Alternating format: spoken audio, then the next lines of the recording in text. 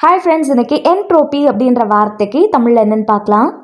Entropy entropy இந்த வார்த்தைக்கு தமிழில் குழப்பம், சீரற்ற நிலை, ஒரு முறையில் ஒழுங்குபடுத்தப்படாத சூழல் இல்லைனா நிலையா ஆங்கிலத்தில் என்ட்ரோபி அப்படின்னு சொல்லுவாங்க.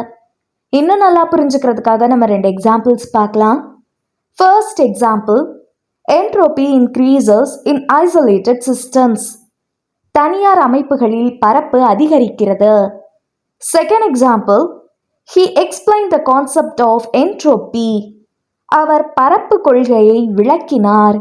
இன்னைக்கு என்ட்ரோபி அப்படின்ற வார்த்தைக்கு தமிழில் என்னன்னு பார்த்தோம். இன்னொரு வீடியோவில் வேறொரு ஆங்கில வார்த்தைக்கு தமிழில் என்னன்னு பார்க்கலாம். அது வரைக்கும் பை.